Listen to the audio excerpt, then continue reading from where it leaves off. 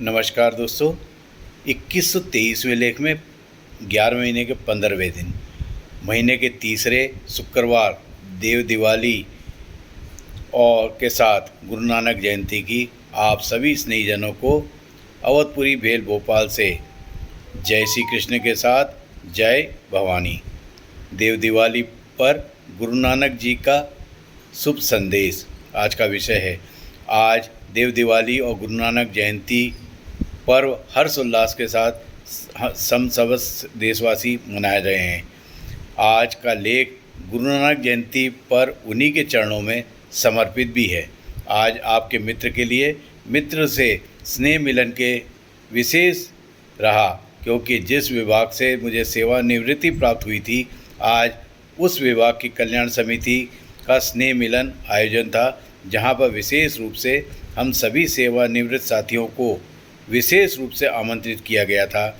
जिस कल्याण समिति को हमारे वरिष्ठ लोगों ने प्रारंभ किया था, उसी समिति में 40 वर्ष तक सदस्य रहने पर और वर्तमान के युवा साथी कर्मठ कार्यकर्ता न सिर्फ सुचारू रूप से उसे चला रहे हैं, बल्कि गर्व के साथ लिख सकता हूँ, WTM वेद 3-4 की कल्याण समिति का नित नई ऊंचाई की ओर भी ले जा रहे हैं। इसीलिए समस्त कार्यकारिणी को लेख के माध्यम से नमन, वंदन, अभिनंदन के साथ आप सभी स्नेहीजनों को के साथ साथ उन कार्यकारिणी को साधुवाद। दोस्तों, पृथ्वी लोक पर दिवाली पर्व धनतेरस से लाभ पंचमी तक मनाया जाता है। पृथ्वी लोक के निवासी दिवाली पर्व मनाते हैं। इसी प्रकार लाभ पंचमी के बाद देव दिवाली तक दीपोत्सव पर्व देवलोक में मनाया जाता है। इसीलिए आज के दिन हम लोग दिवाली के समान ही आप दिए प्रज्वलित कर एक दूसरे को पटाखे फोड़ने के साथ साथ मुंह मीठा करके बधाई देते हैं। आज ही के दिन कार्तिक पूर्णिमा पर सिख धर्म के संस्थापक गुरु नानक जी देव जी का भी जन्म जयंती है।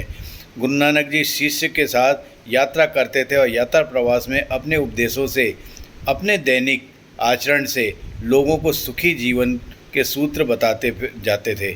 कभी कभी वह ऐसी बातें भी कह जाते थे जो सामान्य शिष्यों को आसानी से समझ में भी नहीं आती थी, क्योंकि गुरु नानक जी छोटे छोटे शब्दों का अर्थ बहुत ही सार गर्भित के साथ गंभीरता लिए हुए होता था। एक बार ऐसे ही एक गांव में गुरु नानक जी पहुंच गए। सूचना पाकर दूर दूर से गांव में उनके दर्शन करने लोग आने लगे। प्रथम समूह का आशीर्वाद देते हुए गुरु नानक जी ने कहा, तुम अपने समूह के साथ यहीं इस गांव में बस जाओ, अर्थात इसी गांव में निवास करो। कुछ देर पश्चात एक दूसरा समूह आया। जिसके पास आया तो गुरु नानक जी ने कहा, उस समूह से कहा, तुम लोग यहाँ से आपस में अनेकों ग्रुप में बंटकर अलग अलग चारों दिशा में बिखर जाओ, अर्थात यहाँ गांव से दूर चले जाओ।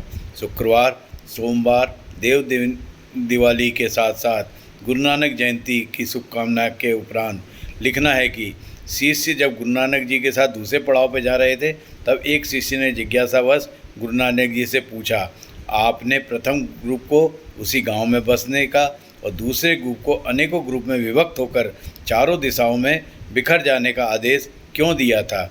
गुरु नानक जी ने शिष्य को शांतिपूर्वक समझाते हुए कहा, प्रथम समूह झगड़ालू, क्रोधी प्रवृत्ति का था, हमेशा आपस में लड़ते झगड़ते रहता था, इनका स्वभाव था।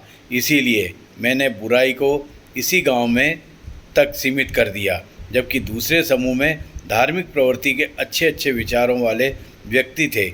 इसलिए मैंने उन्हें कहा, तुम यहाँ से अलग अलग चारों दिशाओं में समूह बना करके विभक्त हो जाओ, अर्थात ये जहाँ भी जाएंगे वहाँ अपने अच्छे विचारों को धार्मिकता के साथ प्रचार प्रसार करेंगे। दोस्तों, हमारी सोच कितनी आश्चर्यजनक है ना।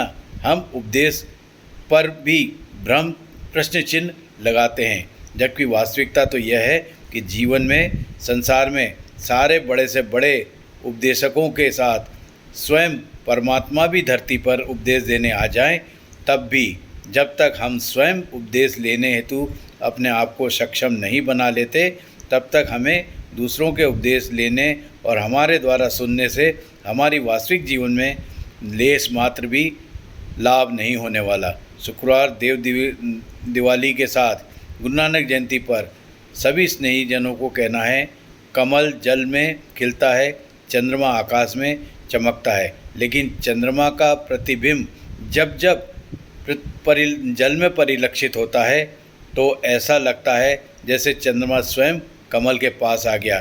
ठीक इसी प्रकार जब कोई मनुष्य गुरु नानक जैसे सच्चे गुरु के साथ संपर्क में आता है, तब उनके संपर्क से ईश्वर से प्रेम हमारे में जागृत होता है, तो निश्चित मानिए ईश्वर स्वयं चलकर आपके पास आ जाते हैं। ऐसे सच्चे गुरु नानक जी से आज के दिन यही प्रार्थना है, हमको सच्चे मार्ग पर चलने का मार्ग दिखाकर चलने का साहस प्रदान करें। आप सभी स्नेहीजनों को देव दिवाली और गुरु नानक जयंती की शुभकामना के साथ आज का लेख समर्पित है। उपरांत नमन, वंदन, अभिनंदन एवं जय भवानी के साथ पश्चात नमस्कार।